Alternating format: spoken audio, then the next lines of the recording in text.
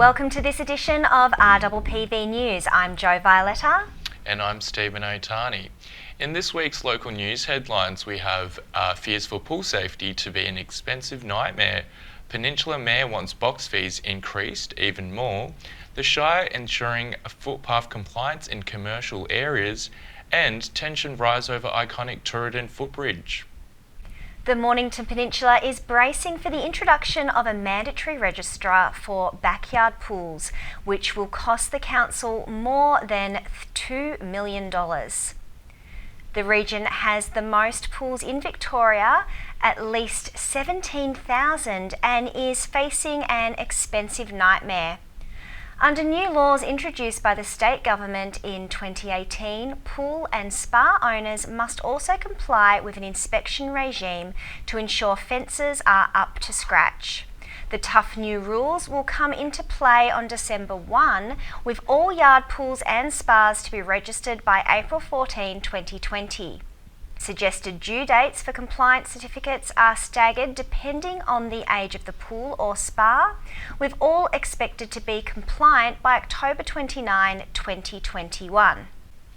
Mornington Peninsula Shire Mayor David Gill wants beach box fees hiked even higher than the $720 to $1,200 amount suggested earlier this year.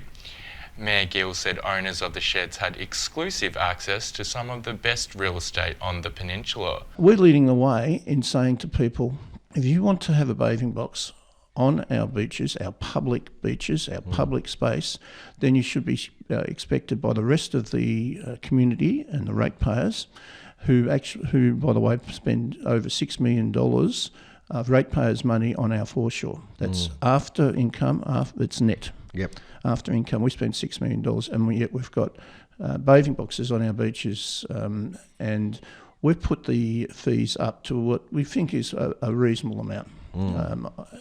That's debatable by everybody, and that's where we are at the moment. Yeah, it's debatable. Debating it. We've set those fees for this year, and they'll be looked at again in the next budget. My view is, if you're able to sell your licence for hundreds of thousands of dollars, and it's public space, remember? Yes. If you're able to do that, and we have had one that sold for $1 million. Yes, I remember. Then if you're being asked to pay $1,300, $1,400, $1,500 a year for that very special privilege of having the best real estate on the peninsula. The council has voted in favour of taking another look at licence fees, which were increased by up to 170% earlier this year. A 48-year-old man was attacked at a Frankston petrol station last night by an unknown man with a handgun, demanding the victim's car keys to his Mercedes. The victim refused to hand over his keys and was then struck across the forehead with the gun. The victim bravely fought back by kicking the perpetrator, who then fled from the scene. Police believe the suspect is Caucasian in appearance, in his mid-20s, approximately 183 centimetres tall, who was wearing a grey top, maroon beanie, ear warmers and a black bum bag. Anyone who knows more of the incident is urged to contact police. Mornington Peninsula Shire will be undertaking compliance inspections of all peninsula businesses within shopping precincts in the coming months to ensure compliance with the commercial activities on footpath policy. The commercial activity zone is the trading area located outside the property where a business may use the footpath for commercial purposes. Businesses must apply to have a permit to occupy the footpath to display goods such as A-frames, tables and chairs, bulky goods and planter boxes. These inspections are being undertaken to ensure compliance and safety to the general community.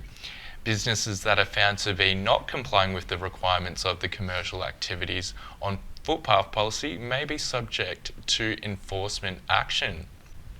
For more information, phone 5950 1050 or visit mournpen.vic.gov.au/commercial-activity. And as a follow-up to our 5G story the other week, Stephen, I believe that you interviewed Matt from the 5G Awareness Group. I sure did, Jo. He actually came into the studio this week and this is what he had to say. Hi Matt, and welcome to RPPV Studio.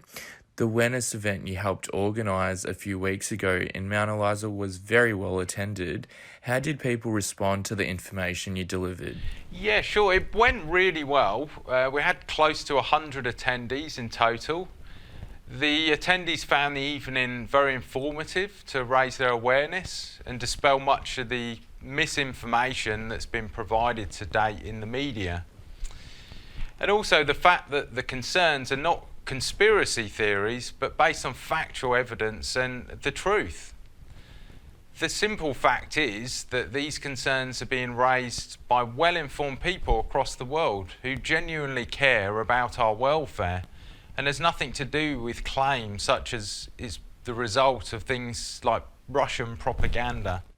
What concerns did people raise at the meeting about 5G? One of the main issues is there's a general lack of awareness of the effects of microwave radiation on health. Also, the safety standards that are supposed to protect us have not been reviewed since 2002. They also don't take account of biological effects of microwave radiation and only take account of the heating effect over a short period of time. The issue being it's the biological effects which are most damaging to health. Also, of particular concern is the fact that the standards in Australia allow the highest levels of microwave exposure in the world and are literally hundreds of times higher than many other major countries. What do you consider to be the main issues around the 5G rollout? Increased exposure from microwave radiation on children and pregnant mothers was found to be of particular concern. Also, the fact that there is hard scientific evidence that confirms without any doubt that radiation exposure is already damaging to our health, our wildlife, and the environment. So what are the main concerns around the effects of 5G? Well, the simple answer is we don't actually know. This is because there's been no safety testing undertaken on the biological effects of this technology on us. One of the major concerns is the fact that 5G signals don't travel as far as the previous generations, such as 3G and 4G, and so require the installation of small cell antennas to lamp and utility posts up to every 100 metres outside our homes, schools and workplaces. As a result, it's estimated that we will be exposed to microwave radiation levels up to 100 times current levels. So what are the suspected effects of this type of radiation on the natural environment? Well, we know based on some other countries where the rollout has progressed further, it has been necessary to clear a large number of trees within the urban areas as the frequencies used by 5G get disrupted by their foliage. In some cases, this has even involved the entire street being cleared of trees. Also, due to the massive increase in transmitters, the power demands for 5G will be very large. Added to this, the fact that the wireless technologies require 15 to 23 times more electricity than wired systems. So given these issues, the 5G rollout will be very much counterproductive to address the effects from climate change, which is of particular concern right now. What's your next move? Are you prepared to fight this rollout? Well, it's not really a case of fighting. It's more a process of education, and that includes the medical profession, the telecommunications industry and their shareholders, the government and the general public. The simple fact is that none of us will be immune to this, and so we all have a duty of care to look out for each other, and particularly where children are concerned, as they are the ones who will be most affected by this. Do you have any other events planned for the future? Yeah, we have several events planned over the coming months. The first one's in Frankston, Saturday the 21st of September between 3:30 and 5:30 p.m. The one after that's in Rosebud, which is Saturday the 5th of October between 3 and 5 p.m. And there's also going to be one in Rye, which is Saturday the 2nd of November between 2 and 4 p.m. Matt, thank you for coming in to talk with us on RPPV News. Thank you. A battle has erupted between ratepayers and Casey Council over Tooradin's iconic footbridge, which remains closed to the public due to its decaying state. The council is adamant a new bridge will be built, with planning and designing for a replacement bridge to be undertaken during the second half of this year and early 2020. Councillor Ablett said he had also requested signs be put up around the town advising residents of a replacement bridge. Hastings MP Neil Burgess has also thrown his support behind residents requesting the state government urgently repair the bridge, as it was an iconic asset that greets visitors to the town and connects both sides of Tooradin.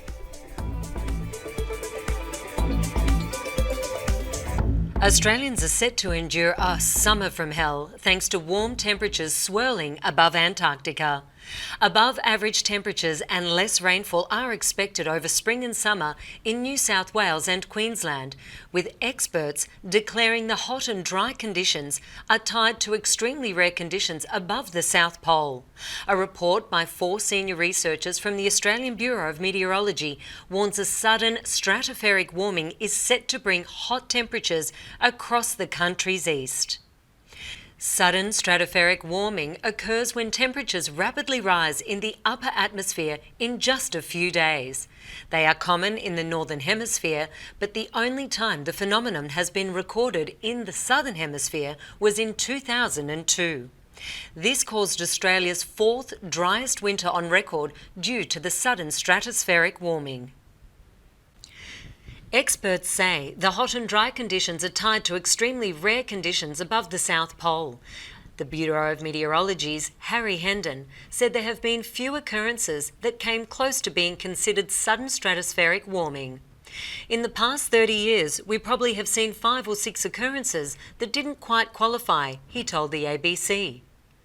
We looked at what happened over that period, and we're pretty confident that we will see an increase in temperature and a decrease in rainfall in central eastern Australia in the following months. New South Wales and Queensland have already been hit by several out-of-control bushfires since the beginning of spring just 2 weeks ago. Impacts from this stratospheric warming are likely to reach Earth's surface in the next month and possibly extend through to January, and meteorologists wrote, both states will see above the average temperatures within the next few weeks, less rainfall, clear skies, and will be more prone to bushfires. Queensland has already experienced temperatures of 30 degrees within the first 2 weeks of spring. I'd like to bring to your attention the local CFA press release on Monday. CFA Chief Officer Steve Warrington has highlighted the need to prepare Victorian properties as the state moves towards a fire season that in some areas will be more severe than normal. CFA has just announced on Monday that the first municipality to enter the fire danger period this season will be East Gippsland Shire. Fire restrictions starting at 1 a.m. on Monday, the 23rd of September. Other parts of Victoria will follow in the coming weeks and months. Once the fire danger period starts, the window to conduct burn-offs without a permit is closed. It's now the 3rd year in a row that these areas have experienced less than average rainfall, which means the soil and the forest fuels are very dry. There is a lot of dead fuel around and more flammable live vegetation, Mr. Warrington said. The best way to defend your home is to prepare before the bushfire danger period begins in your area, he said. This includes cleaning up gardens, gutters, and removing flammable waste from your yards.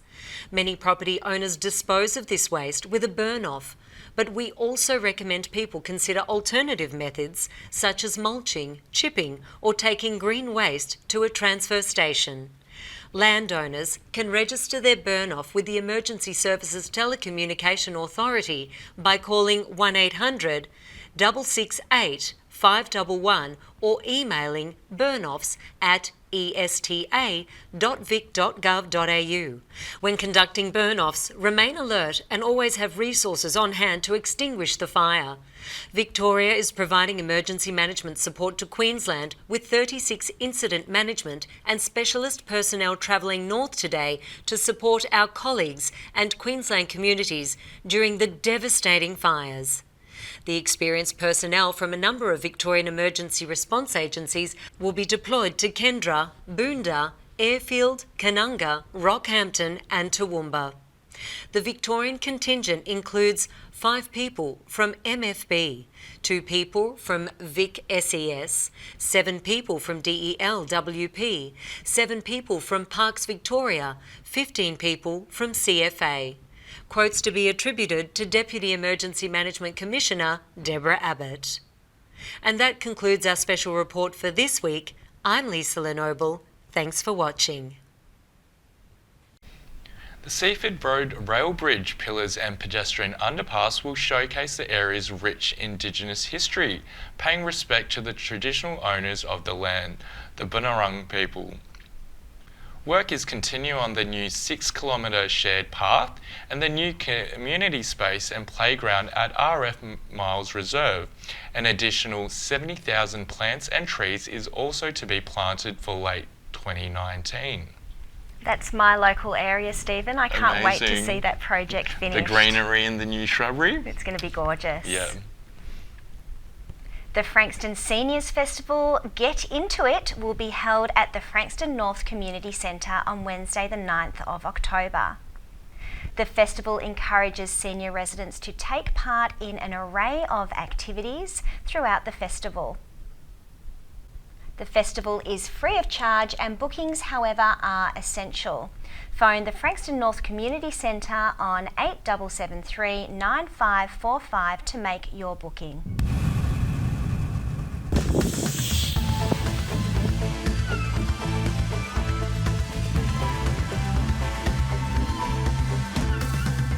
Lisa Lenoble with the Mount Baw Snow Report, brought to you from the RPPFM studios this Friday, the 20th of September. Today, beautiful spring skiing conditions with warm northerly winds with a variable high cloud. Saturday brings us a yucky day. Rain sets in during the morning with heavy falls and possible thunderstorms, as well as gale to severe gale northerly winds. Rain may turn to snow on upper slopes on the western resorts in Victoria before gradually clearing during the afternoon as the winds ease and turn to the west. Enjoy a lovely day on Sunday with some spring skiing conditions. Let's take a look out to next week. We could see a little more snow falling during Monday as a low spins up in the Tasman Sea and sucks cold air over the Aussie Alps. That air should linger into Tuesday under a weak ridge. A weak front may brush the Aussie Alps next Wednesday with a super light dusting of snow, possibly on the upper slopes, but a spot of wet stuff lower down. So, what's on at Baw Baw this weekend? We have 4 lifts open, ski lessons on in the beginners area, and the frosty toboggan carpet is running. We also have the big airbag event, Jump for Cancer, on this Saturday, raising funds for the Australian Cancer Research Foundation. For more information, jump on our website and click on events. And the Big Air after party and end of season party is live at the Alpine.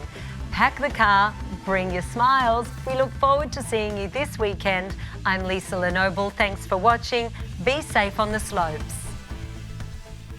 Where other parts of the world are reclaiming their brands, like feta cheese and champagne, it's great to know here on home ground some of the best produce is being grown under the brand Mornington Peninsula Produce. The Mornington Peninsula is rich in scale and diversity of food systems, emphasised by quality and seasonality. There are dozens of different types of fruit, vegetables, meat, eggs, nuts and foraged goods grown on the peninsula. If it's grown, bred or raised entirely on the peninsula, it will now be far easier to identify with the Mornington Peninsula Produce brand. The MPP certified trademark is a guarantee of provenance, giving consumer confidence in supporting their local farmers. In a nail-biting Division 1 footy final this week, Dramana beat Sorrento. RPPV camera crews were down at the footy match to catch the action.